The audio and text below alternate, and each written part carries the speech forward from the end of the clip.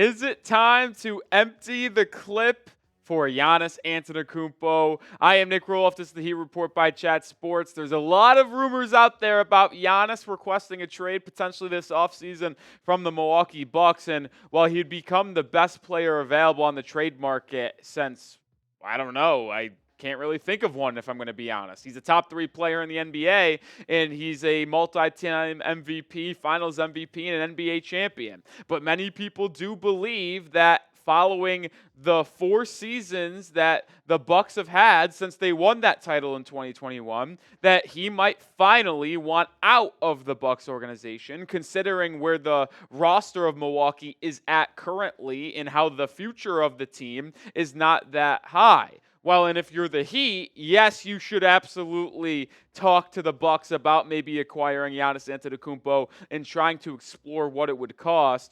And before we get into what the Heat could offer, I do want to continue to tell people that I think it's going to happen with Giannis asking out. Charania came out and said late last night, early this morning, that the Bucks and Giannis Antetokounmpo are scheduled to meet after the season to discuss his future and the future plans for the team, because the future of this Milwaukee Bucks team is not that good, and I don't want to be seen as this optimist that is just hoping that he asks out for the Miami Heat's sake. But when you really dive into the struggles of the roster and where the roster is at the next year or so, it would make sense for Giannis to look at that and say, this is a sinking ship, let me jump off right now.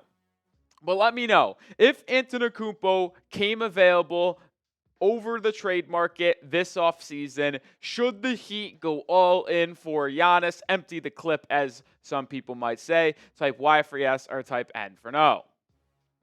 Well, it's obvious to me, and I think it's obvious to you guys at home watching this video, but I think he's going to ask out. I think it's been one of the worst kept secrets in all of the NBA that Giannis doesn't want to spend his career finishing with the Bucks. He won a title. He brought a championship to Milwaukee. He has done everything that the organization could have asked of him throughout his early career with the Bucks. And we know that in the beginning of the fall, in the beginning of the season, there was a report that Giannis could ask out if the Bucks season does not go well. So it started back in October and November, and it's only progressed when the season has concluded for Milwaukee. Just last week, Chris Haynes said that he doesn't think Giannis will finish his career with the Bucks. Changes are coming if they do not make a deep run in the playoffs. Front office, coaching staff, Bucks could go in a different direction, trade Giannis if things go sour in the postseason. Well, after last night, if you're watching this on Wednesday, Tuesday,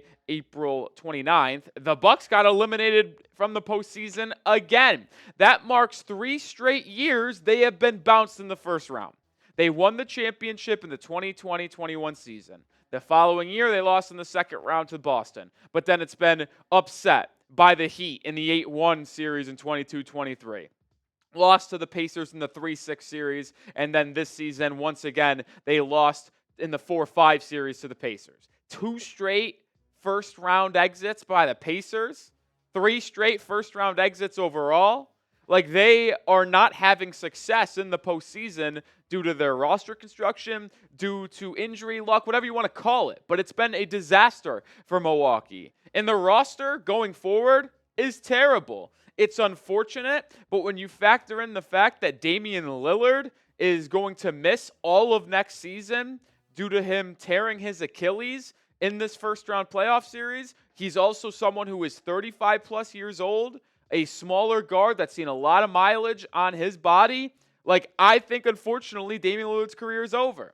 And when you look at what the Bucks roster is next season, Damian Lillard is going to be sitting there making $54.1 million to not play basketball. I mean, that's a disaster. The next best player on the Bucks is Kyle Kuzma. Like, and this is an option here. Kevin Porter Jr. could opt out of his contract. Pat Connaughton could, but he probably won't because he's terrible. Bobby Portis could opt out of his $13.4. Like, this roster could be even worse. But the fact that Dame is not going to be playing basketball for the Bucks next season, how can you justify that the current roster on paper, with all of the salary allotted to Giannis and Dame, the Bucks organization, are they going to be able to make adequate moves to field a roster good enough to compete in the NBA playoffs next year? Probably not. Like, I think at best, with how that looks and Dame out for the season, there is just no world where they are better than the NBA plan. None. Because you would have to assume that the Sixers get better. You have to assume the Magic take a step forward. You have to assume the Pistons take another step forward. Like, the Bucks are going to fall down the Eastern Conference ladder with Giannis or without Giannis. So to me, the writing's on the wall for Antetokounmpo. Are you going to try to stay loyal? If you do, good for you. If you want to see your career continue to progress and your legacy and potentially win another championship, well, it's clearly not happening in Milwaukee because they're in a very bad spot. Make sure you are subscribed because we're going to have daily content on the Miami Heat all off-season long. Draft rumors, free agency rumors, trade rumors. We'll have you covered. Hit that sub button on the road to 23K subs. There's no 23 for the Heat, so I guess we can do it for the retired jersey of Michael Jordan. Hit that sub button. All right, let's move on from the Giannis rumors to what the Heat could package for Antetokounmpo. We're going to talk about 3 different trade packages that the Heat could offer the Bucks for Giannis. But I do want to say this first. When it comes to Antetokounmpo, not one player on the roster is off the table. Seriously. Bam, on the table. Tyler Herro, on the table. Ware, on the table. Antetokounmpo, in my opinion, is the 3rd best player in the NBA. You can argue for number 2. Jokic is number 1 in no question, in my opinion. Number 2 and 3, you can debate SGA or Giannis at this point. Antetokounmpo, I think, was the first player in history to average 30 points, 15 rebounds, and 5 assists in a playoff series this last series against Indiana. And they got bounced out in 5 games. Like, that's how good Giannis is. The supporting cast around him, due to injuries and just roster construction, just horrible. So when you think about what the Heat can trade this offseason, this is where things stand. This is not just for Giannis, but this is just for any really trade. Bam Adebayo making $37 million. Herro's making $31 million. Now, I do want to note that this is the final year of Bam making under $50 million. Next year, his extension that he signed in last year's offseason will kick in. So this is the cheapest his contract will be. You have Wiggins' $28 million salary. Terry Rozier is not an asset, but an expiring $26 million contract is a solid salary filler in a trade. And then obviously you have your younger players on the right side of your screen, Ware, Jovic, Jaquez, and then 3 tradable first-round picks, 2030, 2032 on draft night, and then 2025 pick, the one from Golden State at 20th overall. Say this, folks. Would have been nice to have 4 tradable firsts. I don't want to continue to harp on this point, but it is tough knowing that Giannis could become available via trade, and the Heat could have offered 4 first-round picks on draft night. And I know it's only the difference of 1, but when you factor in 4 first-round picks, with one of them being in the lottery, alongside some young assets and 3 other firsts, that would become a lot more appealing to the Milwaukee Bucks if you had that 4th tradable first-round pick. But we don't, so let's move on and talk about what the Heat could offer. This is the first trade that I think the Heat could offer Milwaukee. Like I said, no one's off the table. Trade number 1 is that you're trading Bam Adebayo for Giannis. So I think that Bam is the best player that the Bucks could get back for Antetokounmpo. When you think of teams that could trade for Giannis, I think Miami, I think Houston, I think OKC, I think Brooklyn, I think maybe San Antonio, which would be kind of crazy. I'm spacing on another team. Orlando was another one I can mention. All of them got great players. But to me, I think Bam, at 27 years old and what he's accomplished in the NBA, is the best player they could get back. Better than Franz Wagner, better than Chet Holmgren, better than Jalen Williams. Although it's close, I think Bam is the best player that the Bucks could get back. You package him with 2 first-rounders, let's just say the 20th overall pick from Golden State, an unprotected 2030 first-round pick, Duncan Robinson to help match salary, and then Jaime Jaquez Jr. as a sweetener. I would also be willing to send in Nikola Jovic as a sweetener as well. Probably wouldn't ship out him and Ware in the same deal, but Bam, one of the young wings, Jaquez and Jovic, salary filler, and 2 first-round picks is an adequate offer, I think, for Antetokounmpo. Could you get outbid? Yeah, you could if some team offers 8 first-round picks and craziness, but that is a fair offer. And that is a package I would be willing to do. Because if you made that trade, you would have a pretty interesting lineup. Now, yeah, you can swap in Hawkins and Jovic, and the bench lineup would be different. Well, on paper, your starting lineup would be, assuming you re-sign Davion Mitchell, him, Herro, Wiggins at the 3, Antetokounmpo at the 4, Kel'el Ware at the 5. So all you're really doing is swapping out Bam for Giannis, and as much as I love Bam, Giannis is in the same atmosphere as him defensively, but you're getting an infinitely better player on the offensive end.